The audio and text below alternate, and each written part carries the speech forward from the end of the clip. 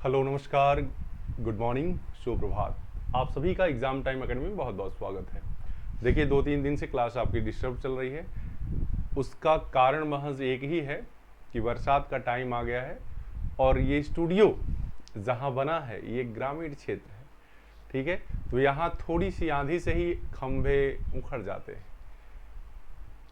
तो जैसे ही ये सब ठीक हुआ है वैसे थोड़ा सा प्रॉब्लम हो गई नेट की।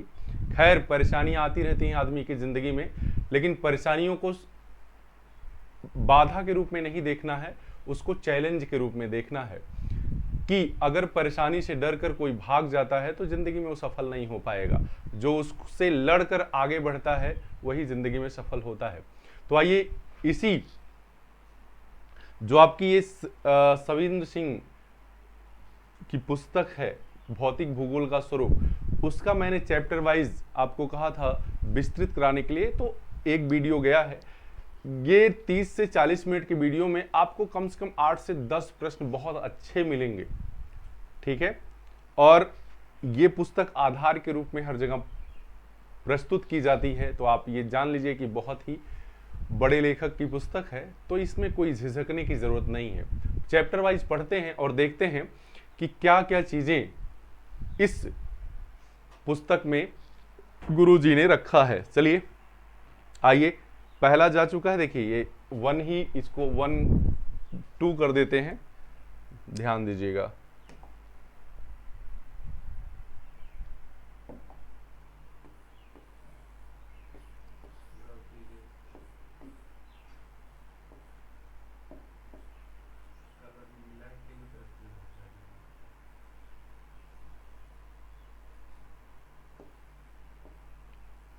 ठीक, ये दूसरा चैप्टर, इसका मैंने भूआकृत विज्ञान का विकास नाम दिया है। क्या? भूआकृत विज्ञान का विकास।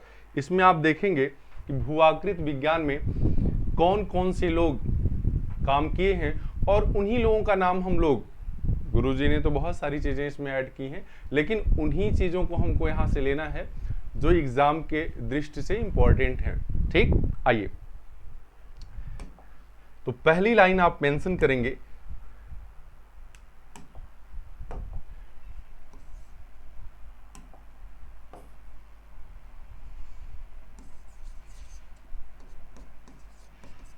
भूआकृति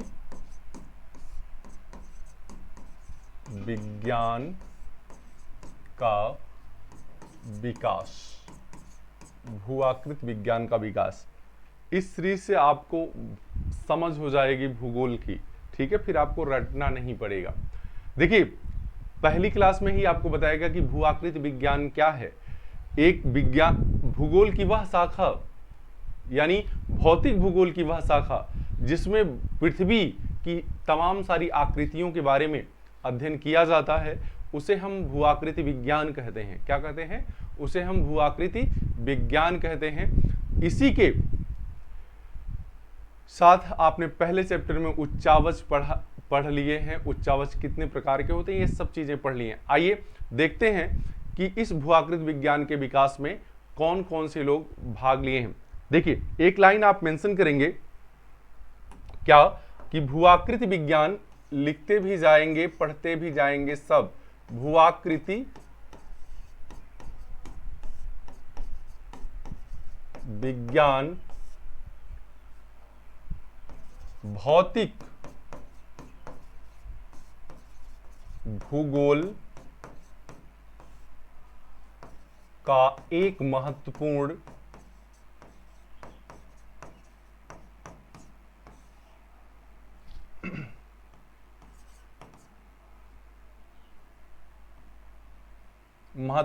भाग है, जिसका वर्तमान स्वरूप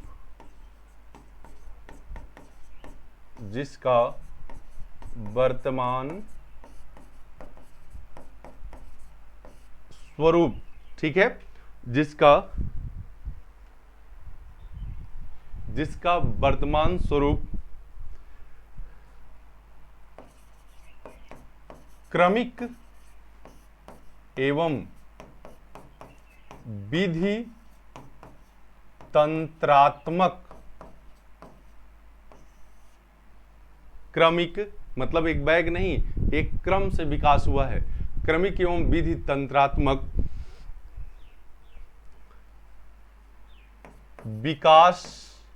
विकासों के फल स्वरूप हुआ है। फल स्वरूप हुआ है। चूंकि ये क्लास सभी लोग देखेंगे, इसलिए कोई भी बात कैसे कही जाती है और कैसे उसको लिखने के लिए आ जाएगा, तो कैसे लिखेंगे इस तरह से इसलिए बताना पड़ता है। देखिएगा,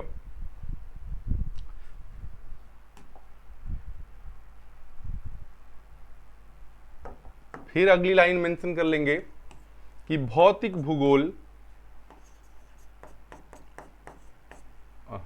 भू आकृति भूगोल, भू आकृति विज्ञान के विकास में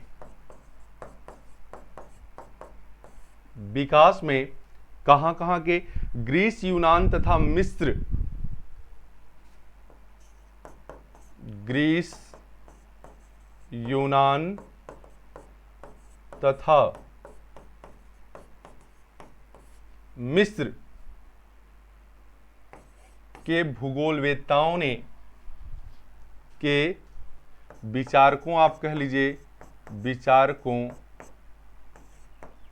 या भूगोलवेत्ताओं ने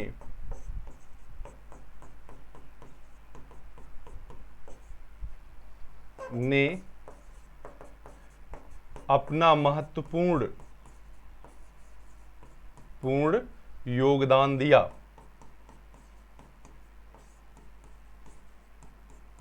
है। देखिए, प्रारंभिक जो अध्ययन होता है उसमें हेरोडोटस से लेकर अरस्तु, ठीक है, सभी का नाम आता है। अब जो लोग जानते होंगे वो कहेंगे नहीं, अरस्तु तो राजनीति शास्त्र के जनक हैं, हेरोडोटस इतिहास के जनक हैं। तो प्रारंभिक जो अध्ययन था इसमें सभी लोग बंटे नहीं थे, बाद में इनके ही विचार को लेकर अलग अलग सब्जेक्ट का निर्धारण हुआ है। अरस्तु की जब आप बात करते हैं, आपने देखा होगा कि वह राजनीति शास्त्र के जनक भी माने जाते हैं और जीव विज्ञान के भी जनक माने जाते हैं और हैं भी, ठीक है। तो इसलिए इसमें कोई लड़ाई टकराहट की बात नहीं है। आपके लिए जो इंपॉर्टेंट है आप वो चीज लेते चाहिए। चलिए, ठीक, लिखिएगा, दिया है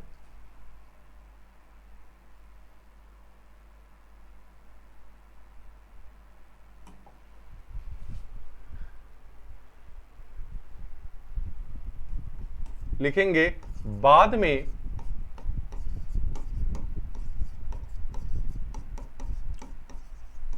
अमेरिकी तथा अन्य देशों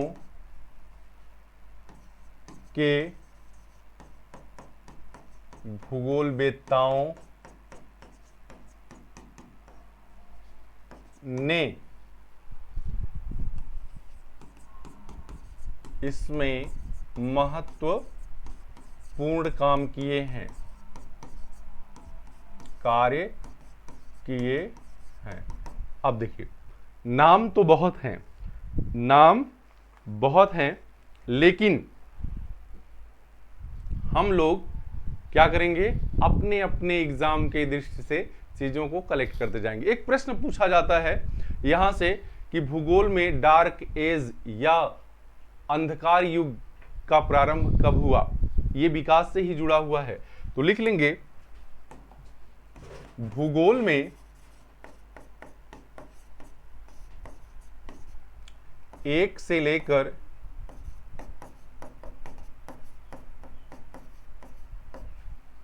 14वीं शताब्दी को अंधकार युग या डार्क एज के नाम से जानते हैं, जानते हैं क्योंकि इस समय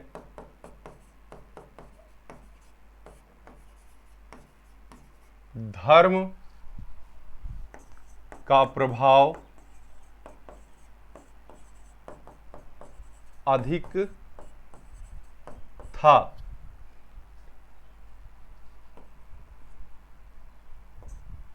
ठीक है, बस इतनी सी बात। धर्म का प्रभाव अधिक हो जाने के कारण पोप पादरी का जब वर्चस्व बढ़ता है तो ज्ञान से संबंधित जो, क्योंकि आप जानते हैं कि धर्म अलग, अध्यात्म अलग है, वास्तव में विज्ञान अलग है।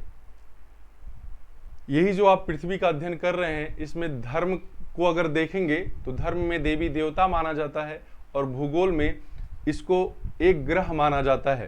तो यदि कोई भूगोल वेत्ता या विचारक इसको इस रूप में मानकर अध्ययन करना चाहा तो उसको तमाम तरह की यातनाएं, सजाएं दी गई।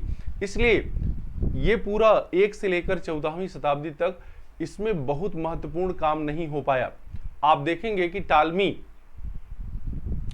जो भूगोल के अध्ययन को आगे बढ़ाना चाहते थे, लेकिन इतना ज्यादा डरे हुए थे कि उन्होंने जब भूगोल की परिभाषा लिखी तो उसमें धर्म जोड़ दिया कि भूगोल वह आभामय विज्ञान है जो पृथ्वी की झलक स्वर्ग में देखता है। ठीक है, वह भूगोल वह आभामय विज्ञान है जो पृथ्वी की झलक कहां देखता है? स्वर्ग में देखता है। मतलब क्या है कि यदि भूगोल के बारे में, पृथ्वी के बारे में कुछ कहना है तो निश्चित रूप से उसको अध्यात्म से जोड़ना पड़ेगा। ये बात आपको समझनी चाहिए। और ये कभी कभी स्टेटमेंट पूछ देता है, ठीक है, तो इसको भी आप नोट कर लीजिए क्योंकि बहुत ज्यादा लिखाना संभव नहीं हो पाएगा। ठीक है, आइए अब देखिए, ये तो बात यहां तक पहुंची। अब लिखेंगे इसको 1 से लेकर या प्रथम से लेकर, आप कह सकते हैं 1 या प्रथम। यहां से एक प्रश्न आपको आता है, जिन्होंने सबसे महत्वपूर्ण काम किया, सबसे पहले काम किया, ठीक, जो भूआकृति विज्ञान में आप जान लिए कि बहुत ही महत्वपूर्ण स्थान रखते हैं। लिखिएगा इनका स्टेटमेंट, जेम्स हटन।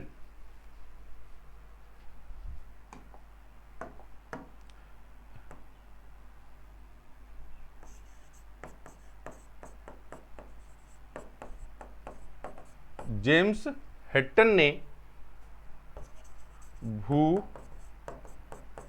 आकृति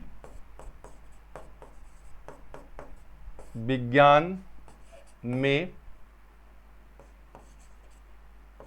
अपना महत्वपूर्ण योगदान देते हुए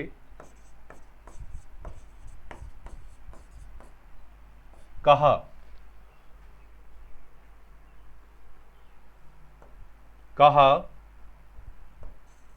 है कि क्या भूत वर्तमान की कुंजी है?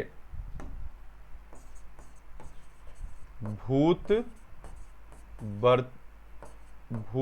वर्तमान की कुंजी है। ठीक है, भूत वर्तमान की क्या है? कुंजी है। थोड़ा सा स्टेटमेंट ये उल्टा है, वर्तमान भूत की कुंजी है कर लीजिएगा। क्या करना है? वर्तमान भूत की कुंजी है। हाँ, ये ऐसे कर लीजिएगा, वर्तमान भूत की कुंजी है। इसका कहने का मतलब क्या है कि वर्तमान, चूंकि भूत में तो आप ऐसे कुछ देख नहीं सकते, वर्तमान में जो आपको दिख रहा है उसी से अंदाजा आप लगा सकते हैं कि भूत में हुआ क्या है, यानी पहले क्या चीजें घटित हुई हैं। क्यों? क्योंकि जैसे किसी केस को सॉल्व करते समय शक से शुरू होता है और उसकी हकीकत तक बात पहुंच जाती है, उसी तरह से जो कुछ वर्तमान में दिख रहा है उससे हम अंदाजा लगा सकते हैं कि भूत में क्या चीजें घटित हुई होंगी। ठीक है, आगे आइए।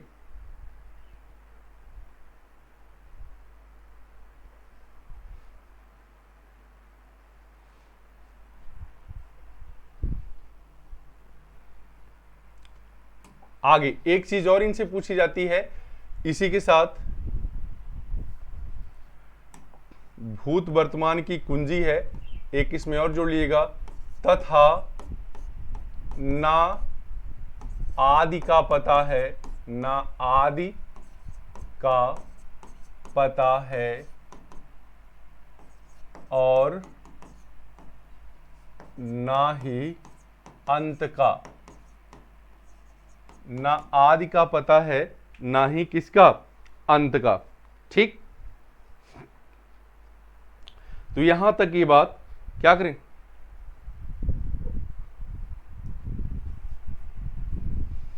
ये इनका कथन पूछा जाता, किसका, जेम्स हैटन।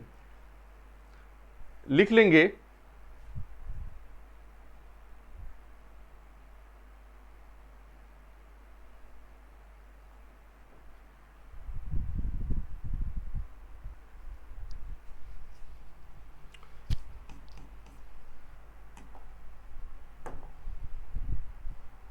जेम्स हैटन,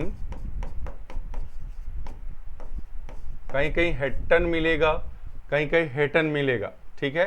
जेम्स हैटन एक स्कॉटिश भूगोलवेत्ता थे।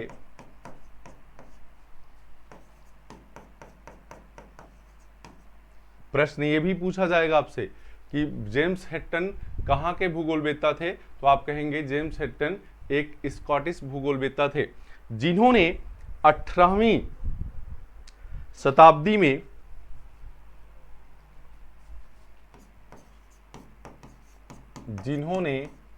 कब, 18वीं शताब्दी में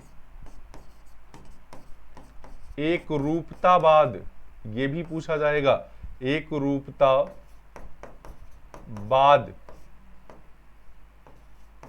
का सिद्धांत प्रस्तुत किया।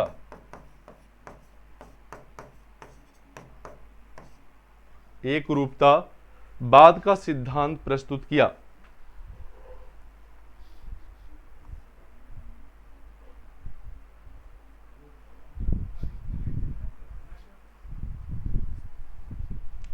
देखिए एक बात और यहां से पूछ दे कि आधुनिक भूआकृत विज्ञान का विकास कहां पे हुआ, तो आधुनिक भूआकृत विज्ञान का विकास अमेरिका और यूरोप में हुआ है 19वीं शताब्दी में। लिख लेंगे इसको भी कि आधुनिक कहते नहीं गागर में सागर, ये क्लास आपको गागर में सागर भरने का काम करेगी, क्योंकि पूरे चैप्टर का निचोड़ आपको दिया जाएगा। इसी चीज को पढ़ने के लिए आपको बहुत सारी चीजें पढ़नी पड़ती, बस आप इसको क्रम से लेते जाइएगा, जिसकी बात शुरू होगी उसके बारे में आपको एग्जाम से रिलेटेड चीजें बता दी जाएंगी। आधुनिक भू आकृति विज्ञान का विकास कहां हुआ है, अमेरिका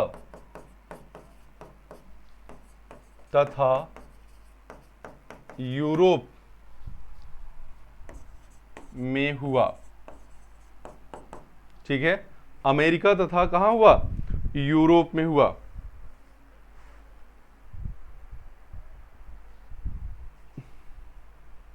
जिसमें अपर्दन तथा निक्षेपण से संबंधित, लिख लेंगे, जिसमें अपर्दन तथा निक्षेपण से संबंधित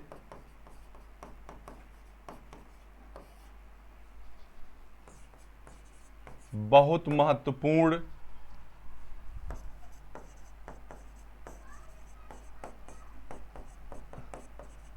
सिद्धांत दिए गए।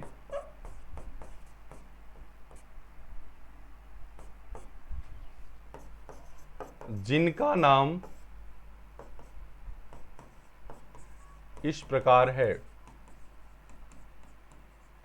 अब देखिए यहां जो जब अपर्दन पढ़ाया जाएगा तो हो सकता है वहां भी आए, लेकिन हम लोगों को नोट में यह नाम एक सीरियल से ऐसे दे दिया गया ताकि ये बार बार आप पढ़ते रहें तो आपको याद आता रहे कि अच्छा ये चीजें महत्वपूर्ण हैं, इससे संबंधित एग्जाम में प्रश्न आए हुए हैं। तो लिख लेंगे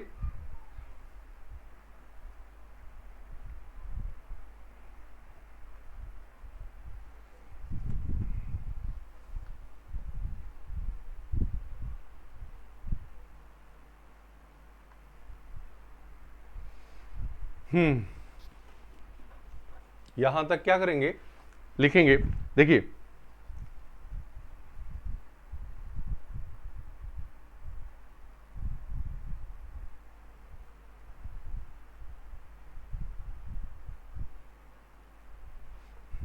वाल्टर पेंक ने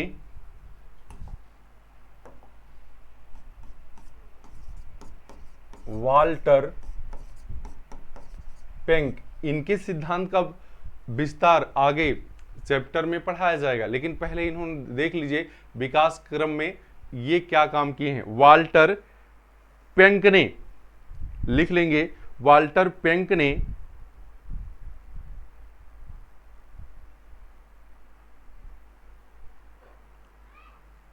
अपर्दन चक्र के सिद्धांत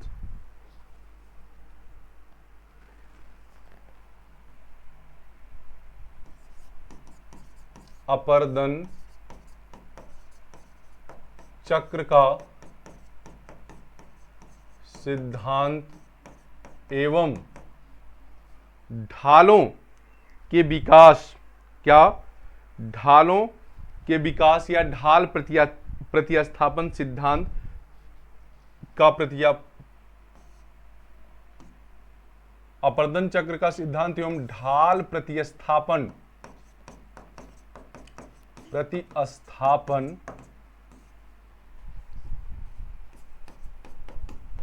सिद्धांत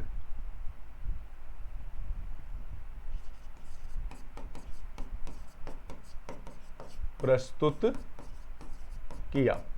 ये हो गए कौन, वाल्टर पेंक। लिखेंगे मेजर पावेल ने सरिता अपर्दन की अंतिम सीमा, कौन, मेजर पावेल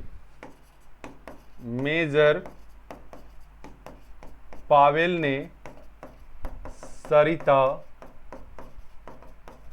अपर्दन की अंतिम सीमा, मेजर पावेल ने सरिता अपर्दन की अंतिम सीमा आधार तल की संकल्पना, सीमा आधार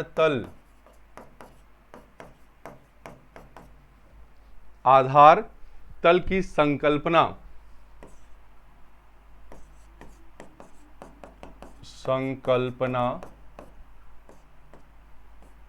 का प्रतिपादन किया।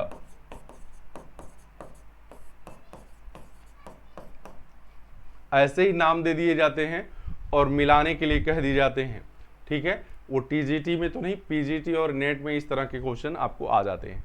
इसके बाद जेके गिलबर्ट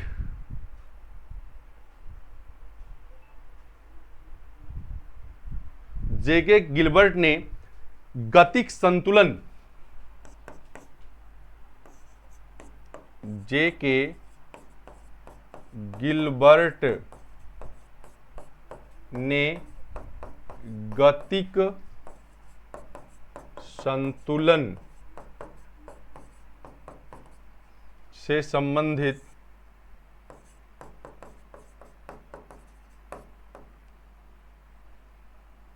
ऐसे लिखिए, डायरेक्ट लिख लीजिए, गतिक संतुलन की संकल्पना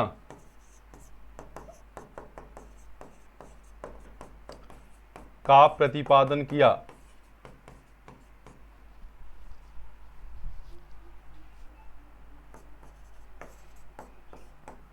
गतिक संतुलन का की संकल्पना का प्रतिपादन किया। तो आपने देखा वाल्टर पेंक, मेजर पावेल और जेके गिलबर्ट, ये तीन नाम। इसके पहले जेम्स हैटन, अंधकार युग, ये सारी जो जानकारी है इन सभी पर प्रश्न बने हैं। तो आप इसको एक टॉपिक के रूप में पढ़ रहे हैं जिसका नाम है भूआकृति विज्ञान का विकास। तो आपके दिमाग में इसी रूप में ये पीडीएफ चली जाएगी कि भूआकृति विज्ञान के विकास में हमको ये चीजें ध्यान में रखनी है, ठीक है। और इसी को कहते हैं विस्तृत अध्ययन। आज जब आप कहीं पर लिखने के लिए आती हैं चीजें, तो निश्चित रूप से जो टू द पॉइंट है उसी चीज को लिखना है, बाकी कहानियां तो बहुत दी गई हैं। आइए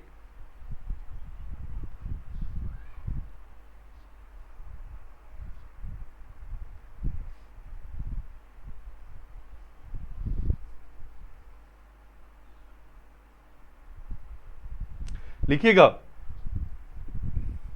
विलियम मॉरिस डेविस ने, एक चीज इनसे और गिलबर्ट से मात्रात्मक, एक चीज इसमें और कर लीजिएगा, कभी कभी ये भी पूछा गया है। गिलबर्ट ने मात्रात्मक विधि का भी प्रयोग किया, ठीक है। आगे एक चीज और लिखेंगे, क्या विलियम मॉरिस डेविस ने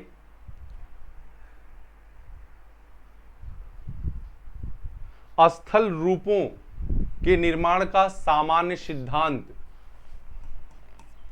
विलियम मॉरिस डेविस ने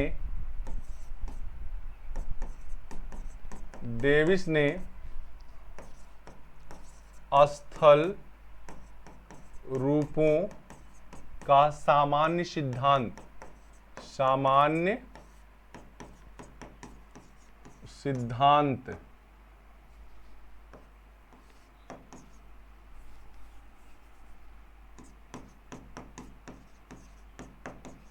सिद्धांत, जिसको क्या कहते हैं, भौगोलिक चक्र भी कहते हैं। सिद्धांत यानी भौगोलिक चक्र का प्रतिपादन किया। यह कहां के थे? यह अमेरिका के थे। कहां के थे? अमेरिका के थे। यह भी आपको ध्यान रखना है। हाँ,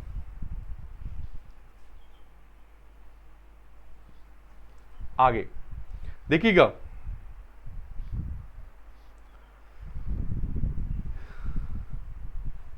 इसी प्रकार लिखेंगे, इसी प्रकार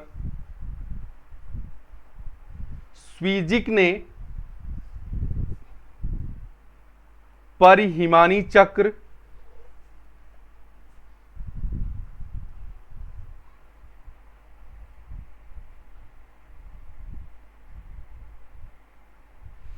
अच्छा मैं क्या कर रहा हूं, इसको क्रम से कर दे रहा हूं ताकि कोई दिक्कत ना हो। लिख लेंगे इसी प्रकार, क्योंकि ज्यादा लंबी क्लास होगी तो आप देखेंगे नहीं। इसी प्रकार कौन?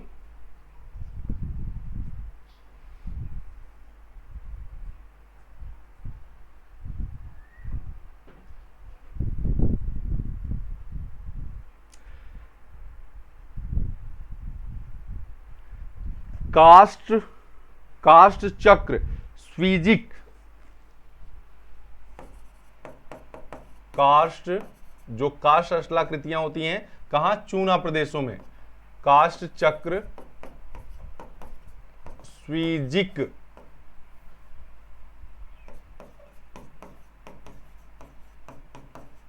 महोदय ने, स्वीजिक महोदय ने परिहिमानी अपर्दन चक्र पेल्टियर ने परिहिमानी अपर्दन चक्र पेल्टियर ने, कौन? पेल्टियर ने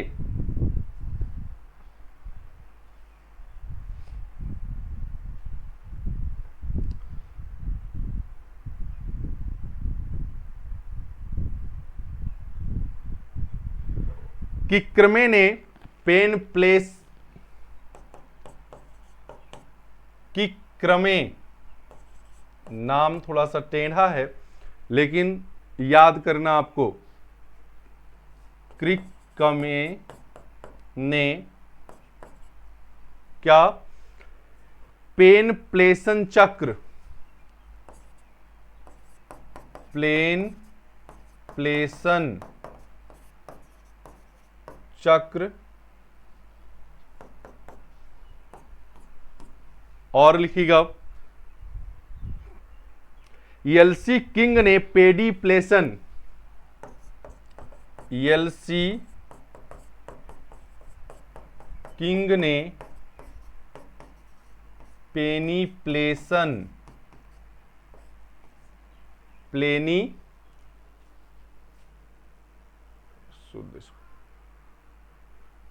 ने पेडी प्लेसन, पेडी प्लेसन, थोड़ा थोड़ा सा अंतर है, चक्र, एलसी किंग ने क्या? पेडी प्लेसन चक्र, तथा पुघ ने शबाना अपर्दन चक्र, तथा पुघ ने शबाना अपर्दन चक्र का प्रतिपादन किया।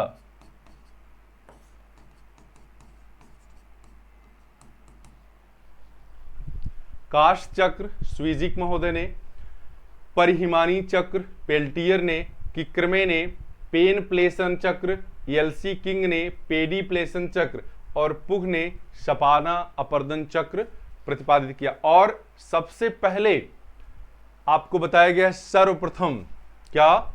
सर्वप्रथम, ये क्लियर कर लीजिए, सबसे पहले अगर पूछा जाएगा सर्वप्रथम तो कौन? मॉरिस डेविस ने स्थल स्वरूपों का सामान्य सिद्धांत, जिसको भौगोलिक चक्र कहते हैं, का प्रतिपादन किया था। ठीक, अब देखिएगा